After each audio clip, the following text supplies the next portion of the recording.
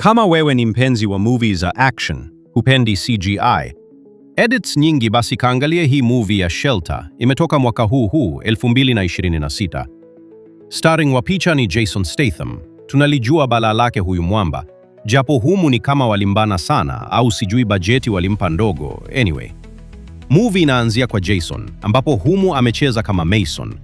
Hapo zamani alikuwa ni muuaji wa serikali ya Uingereza kupitia lile shirika lao la usalama wa taifa MI6.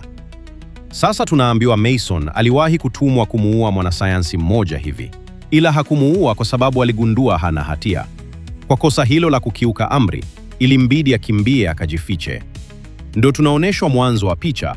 Mason anaishi kisiwani huko Scotland. Amekaa mafichoni kwa muda mrefu sana, mpaka siku moja alipojaribu kumwokoa binti mdogo baharini. Yule binti aliumia mguu, kwa hiyo ikambidi Mason aende mjini kumtafutia dawa. Sasa wenzetu wameendelea kiteknolojia. Kamera zilimnasa zikatuma taarifa makao makuu ya MI6. Kuna mtu kule MI6 alibadilishaga utambulisho wa Mason enzi hizo alipopotea tu. Kwa hiyo alivyonaswa na kamera, kule ikamsoma kama mtu hatari sana aliyehusika kwenye milipuko ya Septemba 11. Serikali ikatuma watu wamfuatilie wamuue. Hapo sasa action ndo zinaanza. Movie ni kali, wamejitahidi, ila ni predictable sana. Unajua kabisa kikitoka hiki kinaingia hiki. Hawajamtendea Jason Statham haki kabisa humu.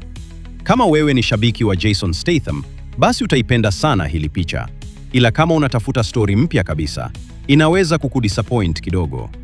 Mimi nimeangalia na nakushauri ukaicheki pia. Weweje? Kama umeangalia niambie kwenye comment section, ulionaje? Kama bado hujaangalia, basi kaangalie. Haitakuboa, ni movie nzuri tu. Binafsi nimeipenda japo sio kivile. Usisahau kusubscribe kama bado hujafanya hivyo.